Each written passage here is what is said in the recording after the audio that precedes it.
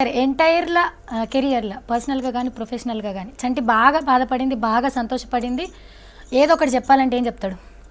కెరియర్లోనా? రెండిట్లా నీ ఇష్టం. నేను బాగా బాధ పెట్టింది, బాగా సంతోష పెట్టింది, ఏదైనా అవ్వచ్చు. బాగా బాధ పెట్టిందంటే ఏం లేదబ్బా, ఎందుకంటే నేను బాధపడా, నాకు తెలుసు. నేను ప్రాక్టికల్గా మాట్లాడతా. ఎప్పుడు బాధపడతానంటే కొన్ని సిచ్యువేషన్ బాధ అంటే బీభత్సమైన బాధ కాదు, కానీ కోపం వచ్చేంత బాధ.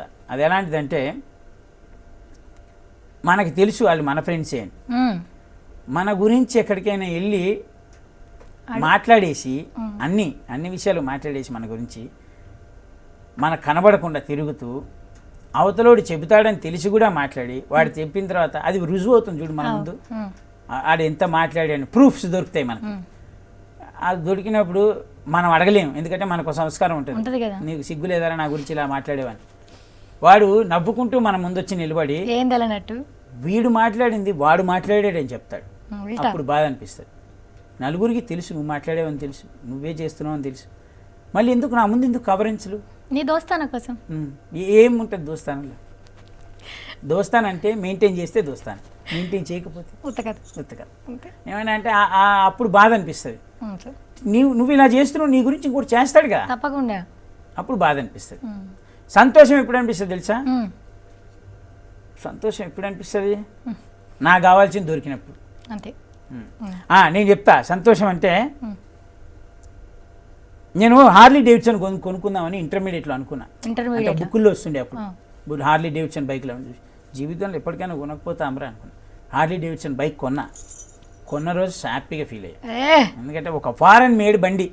ఓకే, అందరు చెప్పుకునేటోళ్ళు కదా ఫారెన్ మేడ్ బండి, నా పేరు మీద ఒక ఫారెన్ మేడ్ బండి రిజిస్టర్ అయ్యింది, ఎస్ ఇది నా బండి.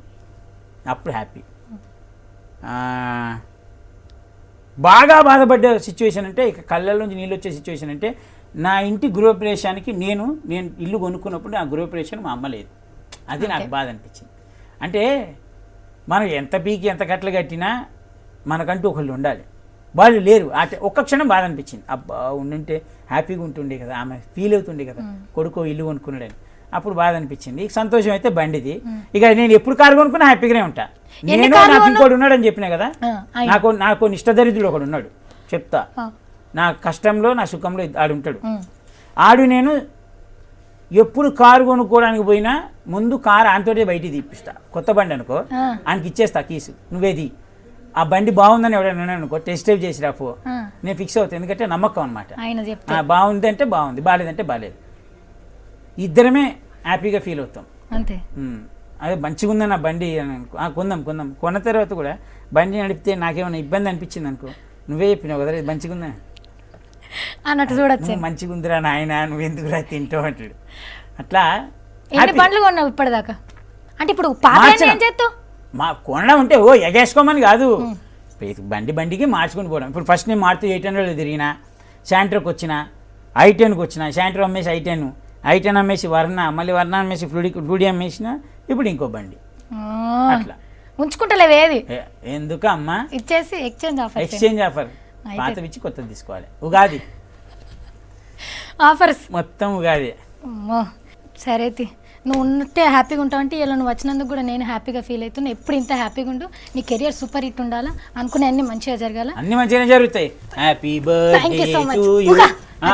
నిజం 2007 నేను నీకు ఒకటి చెప్తా, గుర్తుపెట్టుకో. ఏ పండక్కైనా సరే పండగ శుభాకాంక్షలు చెప్పకు, హ్యాపీ బర్త్డే టు ఆ పండగ అని చెప్పు. అది నిజం. నువ్వు హ్యాపీ బర్త్డే టు సంక్రాంతి చెప్పు, హ్యాపీ బర్త్డే టు దివాళీ చెప్పు. థ్యాంక్ యూ చెప్పదు కదా, అది చెప్తుంది. ఎట్లా నలుగురు చెప్పబ్బా, happy birthday to Diwali Anu, thanks అనే చెప్తాడు. కాకుండా ఐ హేట్ దివాళీ అంటాడా? అనలేడుగా. నేను ఎందుకు చెప్తా తెలుసా, హ్యాపీ బర్త్డే టు నువ్వు ఉంటావు పోతావు, కానీ పండగ మీ అమ్మ ఉన్నప్పుడు ఉంది, మీ అమ్మమ్మ వాళ్ళు అమ్మున్నప్పుడు ఉంది, వాళ్ళ అమ్మున్నప్పుడు కూడా ఉంది, నీ పిల్లలకు కూడా ఉంటుంది.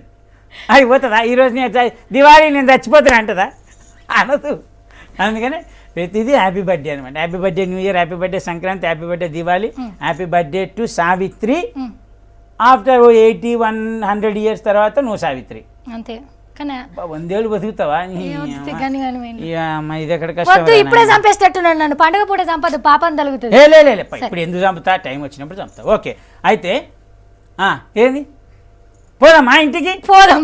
పోదామా? Happy birthday new year. Happy birthday new year అట్లా ఇక కొత్తగా చెప్పిండు పండగ వచ్చినప్పుడట దానికి పండగ విశేష చెప్పమంటారు. ఇప్పుడు మనందరికి కొత్త సంవత్సరం వచ్చింది కదా, హ్యాపీ బర్త్డే 2017. ఈ సంవత్సరం మీకు అంత మంచి జరగాల, మమ్మల్ని ఎప్పుడు ఇట్లనే చూస్తుండాలా, మనం ఇంకా మంచి మంచి ప్రోగ్రాంలు చేద్దాం, మంచిగా ఎంజాయ్ చేద్దాం. మళ్ళీ వచ్చేవారు మళ్ళీ ఒక గెస్ట్తో కలుస్తా. అప్పటిదాకా చూస్తూనే ఉండండి V6ని.